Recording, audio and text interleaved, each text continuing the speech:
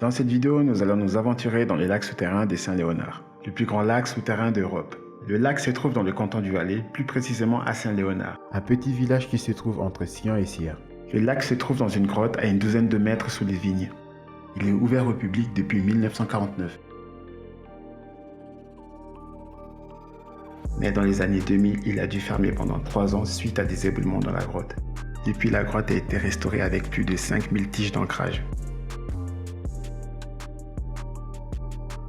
Ce lac est très connu dans sa région, mais beaucoup de personnes en Suisse ignorent que le plus grand lac souterrain d'Europe se trouve en Suisse. L'accès au lac est payant, 12 francs pour un adulte et 7 francs pour un enfant. Par contre, pour le moins de 5 ans, c'est généralement gratuit. Le lac est ouvert de mi-mars jusqu'à fin octobre. La visite du lac s'est faite sur une barque. Les barques peuvent transporter entre 18 à 40 personnes. Il est possible de réserver pour une visite ou juste d'aller sur place sans réservation.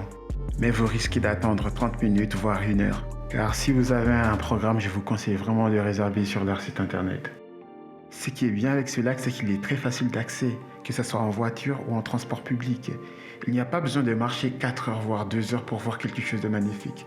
Là vous venez, vous vous garez, vous marchez 2 minutes et vous avez accès au lac.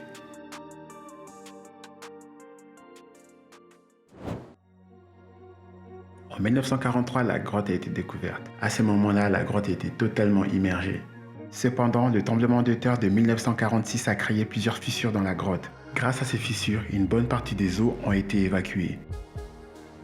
Le lac a une longueur de 300 mètres, pour une surface de 600 mètres carrés, ce qui fait de lui le lac souterrain le plus grand de l'Europe. Par contre, en termes de classement mondial, le lac souterrain de Saint-Léonard est 3e. Le deuxième plus grand lac souterrain au monde se trouve aux États-Unis, plus précisément à Tennessee. C'est le Lost Sea, avec sa surface de 16 000 m², donc environ 2 fois plus grand que le lac souterrain de Saint-Léonard. Le plus grand lac souterrain du monde se trouve en Afrique, plus précisément en Namibie. Le lac se trouve dans une grotte qui porte le nom du gouffre du souffle du dragon. Donc le plus grand lac souterrain du monde s'appelle le lac du souffle du dragon.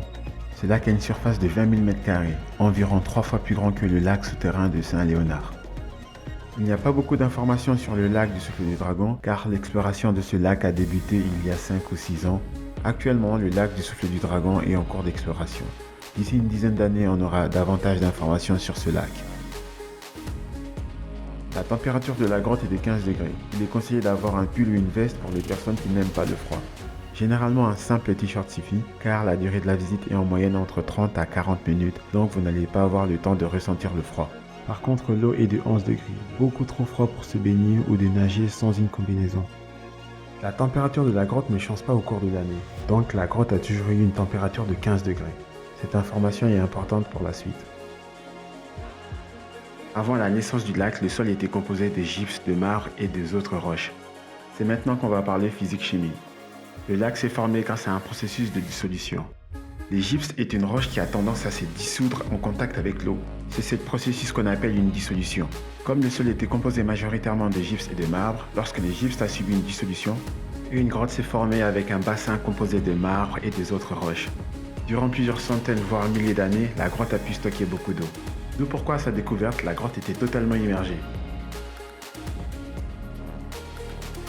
Étant donné que la grotte se trouve sous les vignes, quand il pleut, l'eau aura tendance à alimenter directement le lac.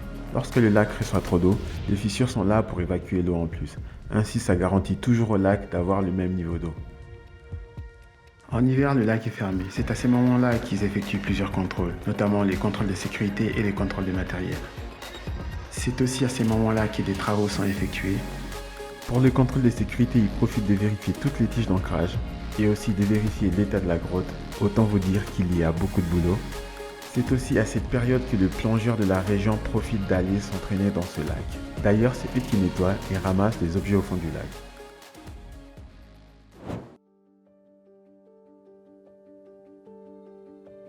Plusieurs truites arc-en-ciel ont été introduites dans ce lac. Ces truites sont là pour faire le spectacle car c'est toujours beau de voir des poissons dans ce genre d'environnement et elles sont aussi là pour vérifier la propreté de l'eau. C'est difficile à croire mais l'eau du lac est potable. Franchement, je me vois bien faire un trafic de bouteilles d'eau. Mais bon, on n'est pas ici pour parler de ça.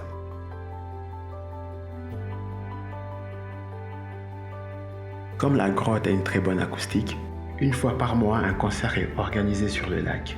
Bien entendu, le jour où je suis allé visiter ce lac, il n'y avait pas de concert. Si vous voulez aller voir un de ces concerts, je vous conseille d'aller vérifier les dates sur leur site internet. C'est aussi sur leur site internet que vous pouvez voir l'artiste et qu'ils ont invité.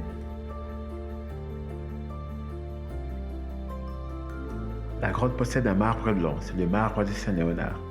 Ce marbre est beaucoup utilisé dans la construction, la décoration et la fabrication des bijoux. On retrouve ce type de marbre seulement à Saint-Léonard. Si durant la visite vous ramassez quelques bouts de marbre, je vous conseille de le garder, histoire de fabriquer quelques bijoux. Au départ, je me suis posé la question pourquoi il y a du vin au fond de la grotte. Et là, je me suis rappelé de sages paroles de mes tontons, qui disaient « La bonne température pour conserver le vin est entre 12 et 18 degrés, mais le plus important est de garantir une température constante. » Comme la température de la grotte ne change pas au cours de l'année, cet endroit reste un parfait garde-vin. Ce lac mesure 300 mètres, mais en réalité il mesure 1500 mètres. Mais à cause d'un éboulement, seul 300 mètres est accessible au public. Une fois l'éboulement dégagé, le lac souterrain de Saint-Léonard pourrait bien devenir le deuxième plus grand lac souterrain au monde.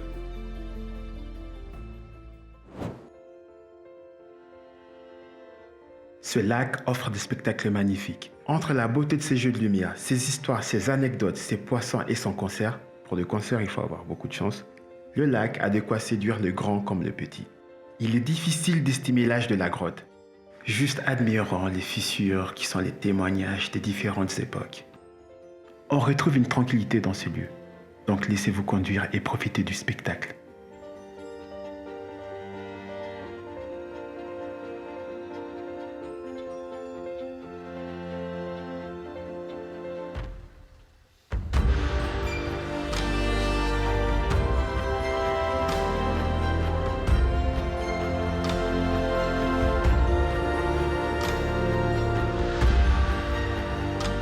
Dans cette vidéo, j'ai essayé de dire l'essentiel sans pour autant spoiler sur certaines histoires ou anecdotes sur ce lac. J'ai déjà visité ce lac 3 fois et à chaque fois je suis étonné de voir la beauté de cet environnement.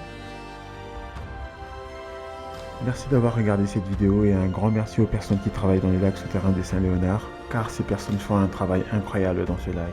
Si un jour vous passez par le canton du Valais, faites une pause dans les lacs souterrains de Saint-Léonard, car ça vaut vraiment la peine. Sur ce, à bientôt.